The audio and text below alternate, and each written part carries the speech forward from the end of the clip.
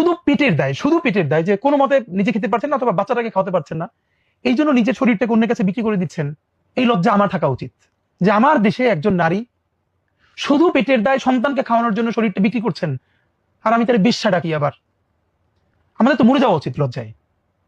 যে অন্য কোনো কারণে পতিতাবৃত্তি করে তার তো পক্ষে নেওয়ার কোনো কারণ নাই, কিন্তু এমন অনেক মানুষ আছে, আপনি রাতে বের হয়ে দেখেন বাচ্চার মুখে খাবার দিতে পারে না। আপনি খেয়াল করেন আমার চোখে আপনার চোখে যিনি একজন বেশ্যা, এই মানুষটা যখন এই টাকায় বাচ্চার জন্য একটা খাবার কিনে নিয়ে যাচ্ছে, সেই বাচ্চার চোখে উনি এই দুনিয়ার সব থেকে সম্মানিত জননী। একজন নারীকে দুটো চোখে, একজন তার কাছে জননী আর আমার চোখে বেশ্যা।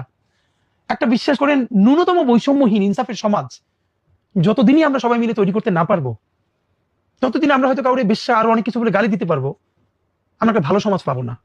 এটা আমাদের সমাজের। আমরা এখনো বিয়ের খাবারে গিয়ে অর্ধেক খাবার নষ্ট না করলে আমরা জাতি উঠতে পারি না।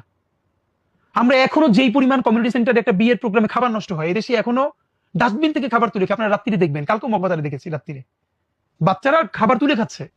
এই বাচ্চাটা আপনি হইতে পারতাম, আমি হইতে পারতাম, আল্লাহ আমাদেরকে এখানে পাঠান নাই। তাহলে যে এখনো ডাস্টবিন থেকে খাবার তুলে খাচ্ছে, সেই দেশে আমি ফুটানি করে আমি বিয়েতে খাবার নষ্ট করি, আমার অফিসে খাবার নষ্ট করি, প্রতিদিন ফ্রিজ থেকে এত খাবার ফেলে দেই, আল্লাহ জিজ্ঞেস করলে আমি জবাব দেবো কি ভাই?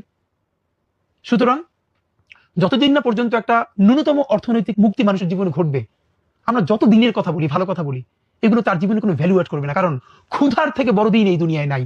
আল্লাহ রাসূল এই জন্য চরম দারিদ্র থেকে নিজে পর্যন্ত আল্লাহর কাছে পানা চেয়েছেন। চরম দারিদ্র এমন জিনিস যে মানুষের ঈমান পর্যন্ত নষ্ট হয়ে যায়, সাহাবারা পর্যন্ত কষ্ট করেছেন। আর আমরা কি মানুষ বলেন?